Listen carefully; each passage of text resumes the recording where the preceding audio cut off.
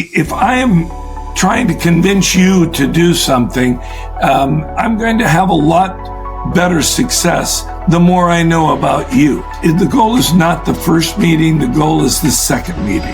So my goal really is to figure out how it is that I can distinguish myself. And generally speaking, the most distinguished thing I have is me. So I got to figure out how it is that I can get in front of you. I do think that Zoom and all of the, media conversations are of value. They definitely are. But I'm telling you, if you and I were sitting in the same room, we would get more done.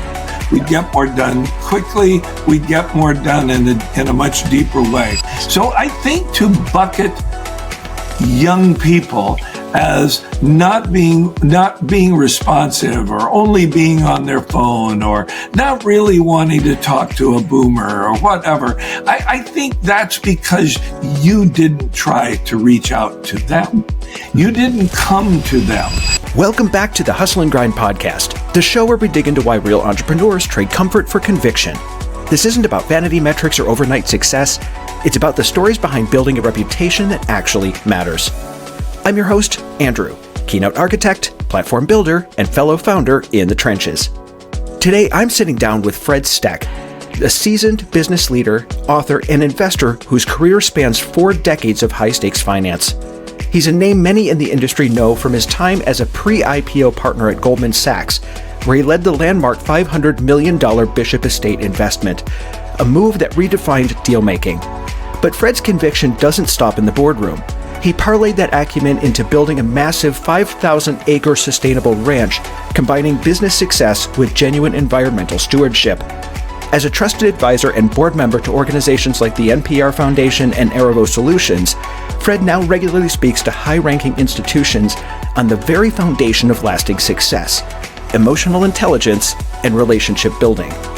He's built the reputation we all strive for. We're talking with Fred Steck about decades of focus it takes to move $500 million, why relationships are the ultimate currency, and the surprising lessons he learned operating a sustainable ranch. Stick around. So Fred, thank you so much for being on the show today. Really appreciate it. You have a very impressive resume. So I am really excited to talk to you today and hear some of the wisdom you've had over 40 years of experience. And so thank you so much for being on today. I appreciate it. Well, I'm delighted to be here. Thank you for inviting me. Awesome. So I know we always hear the intro, but I always like to have the actual person themselves say, what do you do? What is your ninja skill? What are you really good at? I think what I'm really good at is listening. I think that would be a good skill set. I have a very large family. I've learned to listen to children rather than tell them what to do. I grew up in a semi-large family, not too big, but we had a lot of relatives that lived in the Los Angeles area. I think it has been my ability to pay attention, to be interested and be interesting. And the idea of I'm a little more interested in asking you questions than I am necessarily telling you about myself. And by asking you questions, that tends to lead down a road that we can find some connectivity. I also think that if I am trying to convince you to do something, I'm going to have a lot better success the more I know about you. My goal, I say, actually, is the goal is not the first meeting, the goal is the second meeting. And the first meeting, I'm not going to actually be able to sell you anything. But on the other hand, if I can get a second meeting, then we can begin to develop that relationship. So I would say that it's not a quick, what do you do? Oh, I'm a plumber, but it is really that issue of being interested in people, no matter what they do, and to find out, more about that. And that's helped me a great deal. So I have to ask, is there a question you like to ask people? Like usually I'll ask, what is the sequence of events that got you to where you're at? Is when you first meet somebody, is there besides, hi, what do you do? What's your name? Are you married? Sort of thing like that, the getting to know you stuff. Is there any specific questions you like to ask just to hear the answer to?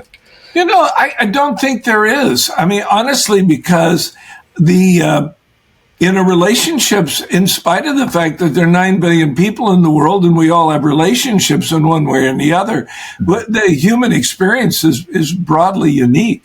For example, I mean, when we had a brief discussion before we recorded, I actually know where you live. I actually know where you want to live. I kind of know a passion about you. I know what you do in a way, broadly speaking. I know you've helped other people. So and I didn't actually ask you any specific question other than the fact that I was a little more curious about what you're doing and, where you're from, why are you there? I know a little bit about that area. And then we begin to develop a conversation. I think if we do tend to live in a world where, the digital components tend to make us a little more exacting. If I'm going to be a salesperson, there must be a formulaic version of that. And the reality is it's, selling or developing relationships is not formulaic. What is formulaic is how many times I call you. In other words, I can keep track of the number of times we've discussed, or I can keep track of, your birthday, or I can keep track of your promotion or that kind of thing. But what I can't keep track of is how our relationship develops. And I think that's something that I see in sales where, you're trying to find the perfect sales script. Is this something you find that works, that doesn't? Like, is there a use for sales scripts? I just hear it's a big buzzword right now. I hear it all over the place. And so they've never worked for me. I just don't like scripts. It just sounds too, like you said, too formulaic, too transactional. What would you say instead would work better? Like for somebody to be able to get reliable results without having to sound like I'm just reading a sales script, right? I think you have to make yourself maybe a little bit vulnerable.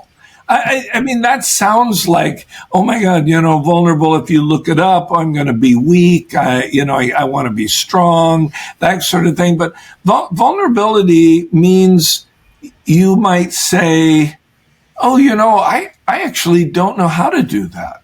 How would I do that? For example, we talked a little bit about a silly example, but snowboarding versus skiing. I know a lot about skiing. I don't know anything about snowboarding, except I don't want to be falling.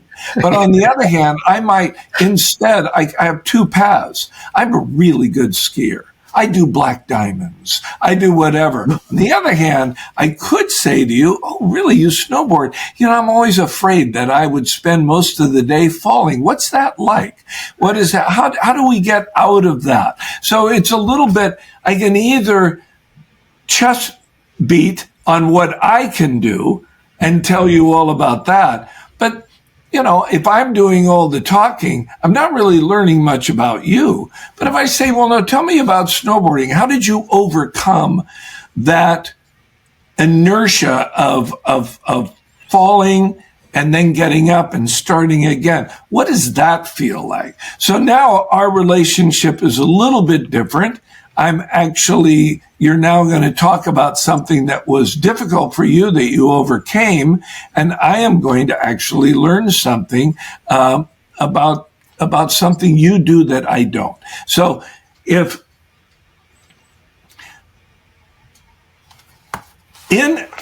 we live in this digital community, and we're not going back. I mean, we're not getting rid of any of this. So, for example, when in 2004, when Google went public, there were times it went at $86 a share. People kind of universally thought that was overpriced. You'd probably like it back now, but Then we have said, as the years have gone on, what would ever replace Google as the search engine? And yet now we're on the precipice of something replacing Google as a search engine. So, the idea of the digital community is to really kind of level the playing field. My text to you looks just like the other 10 texts you have. My resume to you, if I'm trying to get a job, my resume looks just like the other 100 resumes on your desk. So my goal really is to figure out how it is that I can distinguish myself. And generally speaking, the most distinguished thing I have is me. So I got to figure out how it is that I can get in front of you so that we could actually develop a relationship and see where it goes from there. I'm not putting my phone down. I use the phone all the time. Yeah. But I do try to think about how I can connect with you in a little more, in a more meaningful way.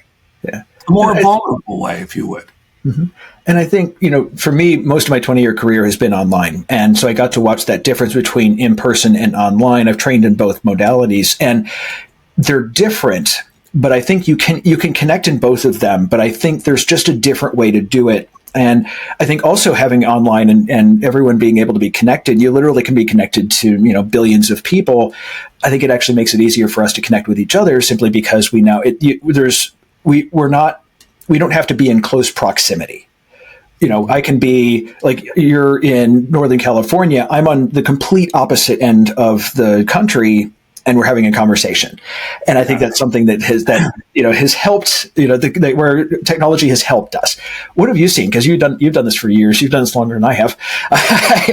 What have you seen with the digital? Like, what is your thoughts on it?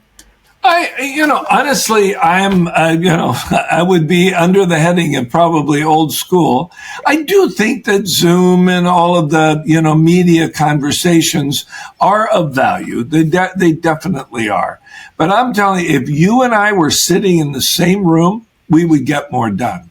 We'd get more done quickly. We'd get more done in a much deeper way. I grew up in a business where we literally flew to the client. When I was there, Goldman was American Airlines' largest client. And that is because we were on the road. During my tenure, I have over 4 million air miles. And that's because we got on the plane and we went to see the client. If you have a problem with the client, go see him.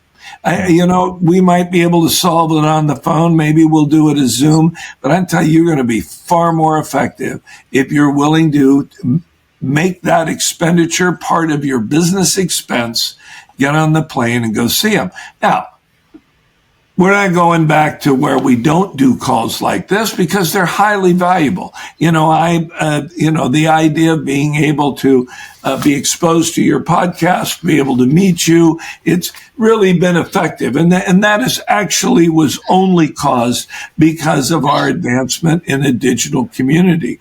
But I think if we really wanted to have a far more impactful, a longer term, meaningful relationship, at some point being in person is going to be very, very valuable. And getting people in a room to solve a problem is, I have a son who works for a big bank, and they will have these massive Zoom calls. Oftentimes people are exhausted. They're focused on something else. They see a book on their desk. They're kind of wandering around. If I'm in a room around a desk with you, I can't do all of those sorts of things. I could really be focused on you. If I'm on a Zoom call, like we're on a group call, I can click and, put my name up there and, I wonder what Fred's doing, Yeah. Right. I can't really do that if I'm sitting across from you. Yeah. And I think it's interesting. So I have a client that I just helped through a TED Talk, and she was getting a Guinness record and flew out to Park City to talk to her because I wanted to build that relationship. So even though, I can see where it's coming from, because now we have a deeper relationship that I've met her in person. I've been on Zoom with her a bunch of times, but once we actually got a chance to be in each other's presence, there's something to that I think a lot of folks who are digital first, so they, especially, I hate to say younger folks, but people that were used to being in front of video cameras all the time, they're missing that extra part. There's another connection that can happen. Doesn't mean that digital is, knowing somebody virtually is a bad thing, but I think we're missing that part too, right? Yeah, I agree with that. I mean, I would say that we make a big mistake bucketing people.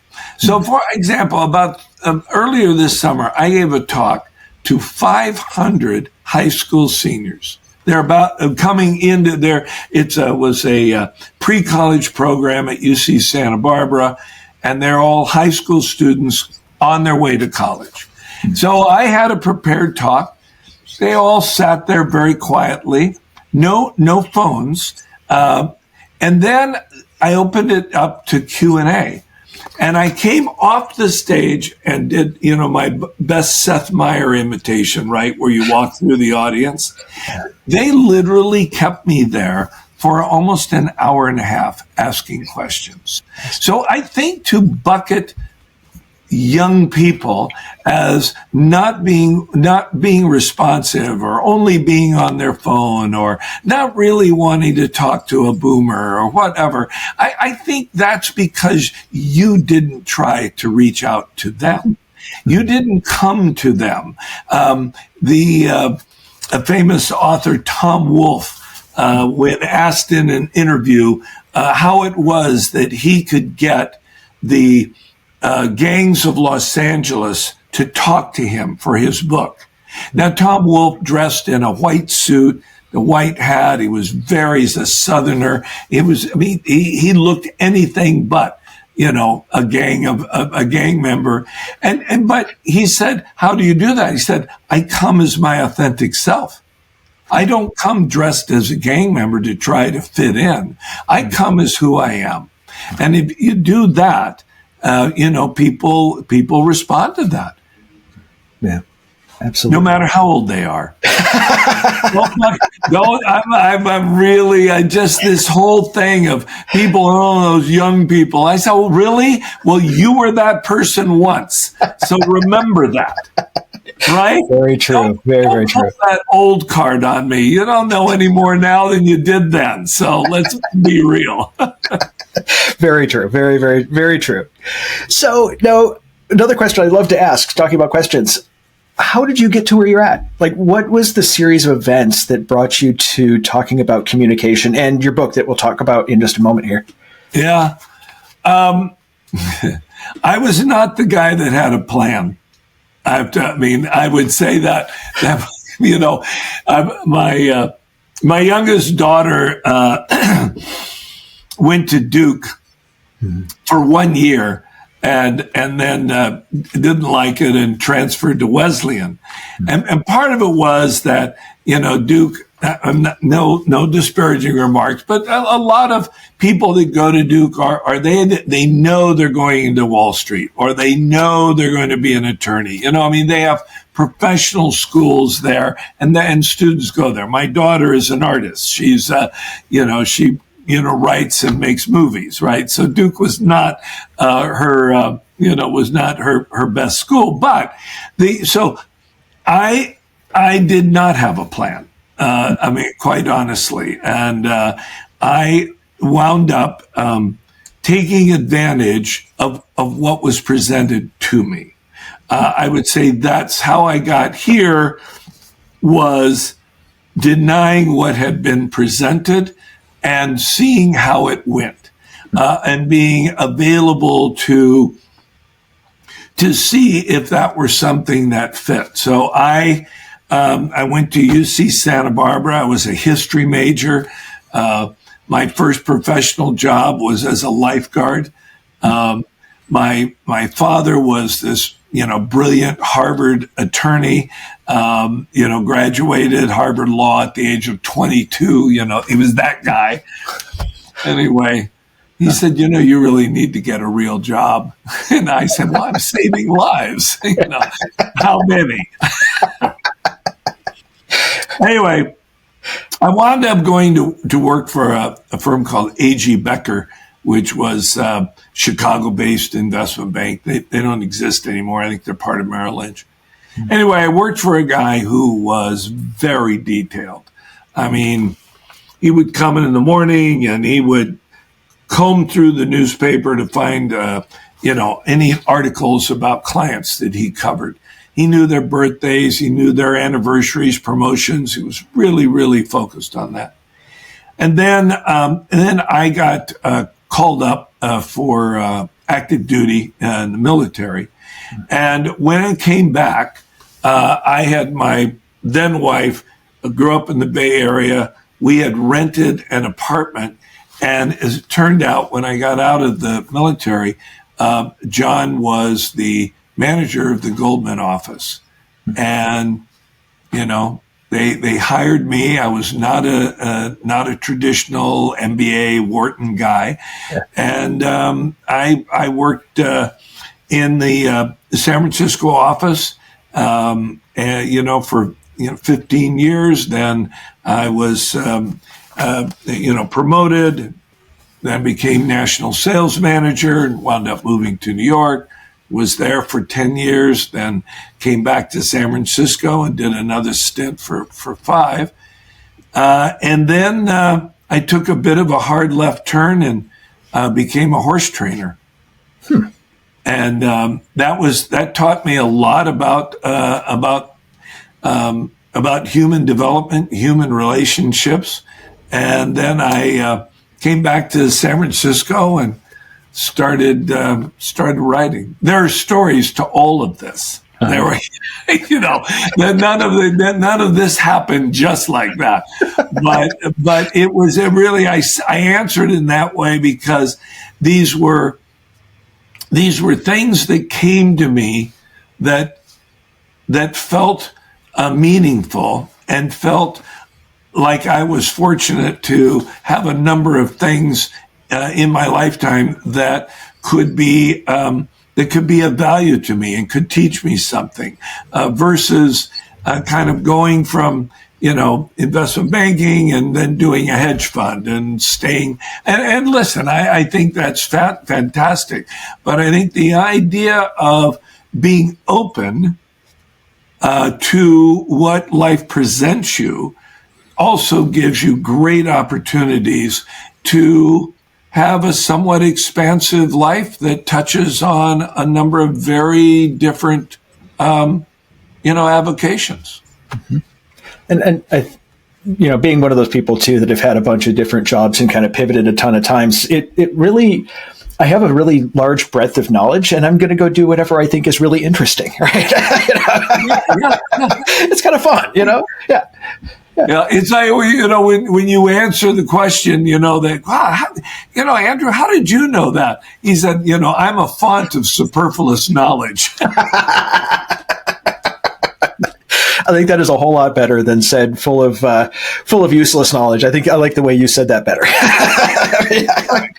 No, it's really good. It's like, you're there and people ask you questions. Yeah, Andrew, I thought you did a podcast. How'd you know that?